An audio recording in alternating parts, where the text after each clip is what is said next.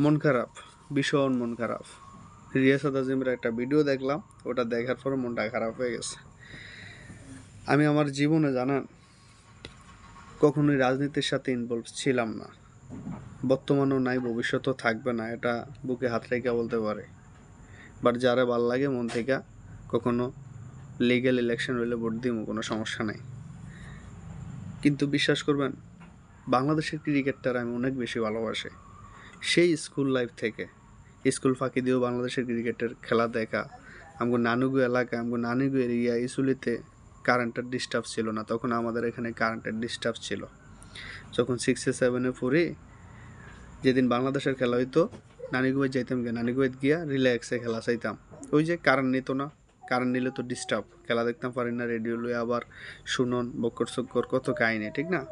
তো বাংলাদেশের ক্রিকেটটার অন্য লেভেলের ভালোবাসা, এটা আপনাদের হয়তো এই ভাষায় প্রকাশ করতে পারবো না। কিন্তু বিশ্বাস করেন, আমার মতো এরকম অনেক পাগলা সাপোর্টার আছে, লক্ষ লক্ষ কোটি সাপোর্টার আছে যারা বাংলাদেশের ক্রিকেটারে ঠিক এই জায়গা থেকে ভালোবাসে।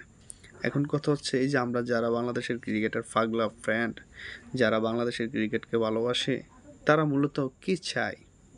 আমরা চাই বাংলাদেশ ক্রিকেট টিমটা যাতে উপরের দিকে উঠে, বাংলাদেশ ক্রিকেট টিম যাতে ভালো ভালো ম্যাচ উপহার দেয়, ভালো খেলে, ভালো ভালো জয় দিয়ে যাতে আমাদের দেশটাকে আরও বেশি ব্রাইট করে, যাতে আমরা তাদের এই অর্জনই আমরা খুশি। তার মানে কি, আমরা নিঃস্বার্থভাবে তাদেরকে ভালোবাসতেছি, তারা আমাদের দেশটাকে রিপ্রেজেন্ট করে। এখন কে বা কারা আমাদের দেশটাকে রিপ্রেজেন্ট করে? এখন জেনুইন যাদের ভালো মেধা প্রতিভা আছে, তারা কেন দলটার ভিতরে সুযোগ পাইতেছে না? আমাদের দুঃখ হচ্ছে এটা।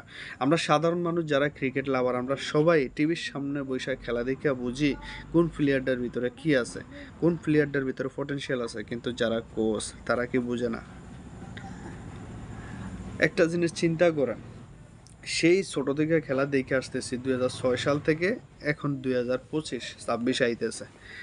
এই যে 2025 সালের থেকে 6 ধরেন 20 বছরই দেখি, এই 20 বছর খেলা দেখার ভিতরে কোনো এক এশিয়া কাপে বাংলাদেশের হয়ে বাংলাদেশের কোন প্লেয়ার এশিয়া কাপের মানে এশিয়া কাপের সেরা প্লেয়ারের সম্মানটা পাইছে, বা ওই এশিয়া কাপের ভিতরে সেরা পারফরমেন্সটা করছে, টুর্নামেন্ট সেরার উপহারটা পাইছে একটা প্লেয়ার, হ্যাঁ কে কন্ত? আপনারা যদি দেখে থাকেন তো জানেনই। তারপর আমি মনে করে দিই, 2012 সালে সাকিব আল হাসান, হ্যাঁ, ম্যান অফ দ্য টুর্নামেন্ট। আর 2016 সালে 2016 সালে কী হয়েছে জানেন? টি-20 স্টাইলে যেটা হয়েছিল মিরপুরে, সাব্বির রহমান। সাব্বির রহমান সেই ম্যাচে, সেই টুর্নামেন্টে, সেই এশিয়া কাপে শ্রীলঙ্কার সাথে একটা দারুণ ইনিংস খেলে, যেটা এখনও মানুষের চোখে লেগে আছে।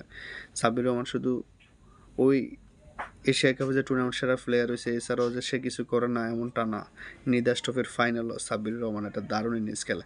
একটা প্লেয়ার এমন এমন জায়গায় পারফরমেন্স করছে, এমন এমন জায়গায় ভালো খেলছে, এবং এক্সপিরিয়েন্স এবং তার ক্লাস কোয়ালিটি বর্তমানে তার দ্বারে গেছে কেউ নাই হিসাবে। মিডল অর্ডার যারা আছে, এই প্লেয়ারটারে তারা উপেক্ষা রাখতে আছে, এই প্লেয়ারটারে তারা চিন্তাই করতেছে না। রিয়াসাত আজিমের যে ভিডিওটা দেখলাম, সে ভিডিওতে বলছে সাব্বির রহমান মানে চিন্তার ভিতরেই নেই। তো এখন এই বাংলাদেশের ক্রিকেটটারে যদি নতুন করে সাজানো লাগে, বাংলাদেশের ক্রিকেটটারে যদি নতুন করে আবার চেঞ্জ করা লাগে, আমরা দর্শক যারা বাংলাদেশের ক্রিকেটকে ভালোবাসে, আপনারা খালি একটা আবার ডাইকেন, খোদার কসম করে কইতাছি, মিরপুর স্টেডিয়াম গ্রাউ দিয়ালাম। আর যে মাদারসোদেরা বাংলাদেশের ক্রিকেট চালায়, এই খানকির ফ্লা করে এটা দিয়া সাইজ করবো, এটা দিয়া, হ্যাঁ, এটা দিয়ে সাইজ করবো। আমার মতো পাগলা যত সাপোর্টার আছে ক্রিকেটের সিন্ডিকেটের মায়ের একবারে বইরা দেবো, ঠিক আছে? যে মাদারছোদেরা ভালো প্লেয়ারগুলারে চান্স দিতেছে না, যে মাদারছোদেরা ভালো প্লেয়ারগুলারে বাংলাদেশের প্রতিনিধি করার সুযোগ করে দিতেছে না, এদেরকে আগে সাইজ করতে হইব, এদেরকে আগে বোল্ড আউট করিয়া এদেরকে সরেয়া, যারা বাংলাদেশের ক্রিকেটের ভালো চায় এরা বসবো, দর্শকরা যেরকমভাবে চায় ওরকমভাবে প্লেয়ার সিলেকশন হইব, তারপরে মাঠে খেলবো, ঠিক আছে? সাব্বির রহমানের যদি ওয়ার্ল্ড কাপে না দেখতাম পারে, তাহলে পিকনিক চলবো করা বাবা, আল্লাহ যদি বাঁচিয়ে রায়। খালি সামনে বিপিএল হইব না, বিপিএলে সাব্বিরের একটা ভালো পারফরমেন্সের অপেক্ষায় রইলাম, ঠিক আছে? এসব প্লেয়ারের বেড়া টানা শান্তরের যে সুযোগ দেস, টানা জাকিরের যে সুযোগ দেস, আরে খানকের ফ্লারা মাদাচ্ছদেরা সুরের বাচ্চারা শূন্য রাখ, আর মাদাচ্ছদ সাব্বির রহমানের মতো প্লেয়ারের যদি টানা সুযোগ দিতি, যে সাব্বির রহমান বাংলাদেশের মানে একটা ফাইন প্লেয়ার থাকতো, একটা ফাইন প্লেয়ার, একটা অটো সাইজ প্লেয়ার থাকতো। কি সাব্বির রহমান গিয়ে তোর বোদ্ধারও হয়, তোর মায়াগুদারও হয় কেন রে? ওই খানকির ফ্লারা মাদাচ্ছদেরা সাব্বির রহমানের কেমনে দলে আনতে হইব, আমার মতো ফাগলা সাপোর্টার যতগুলো আছেন সবগুলো অনলাইন প্ল্যাটফর্ম গরম করে লান। আর স্পোর্টস রিপোর্টার যে ভাই ব্রাদার আছেন আপনাদের কাছে জাস্ট একটা রিকোয়েস্ট, সাব্বির রহমানকে দলে আনার জন্য যা যা করণীয় তা করেন।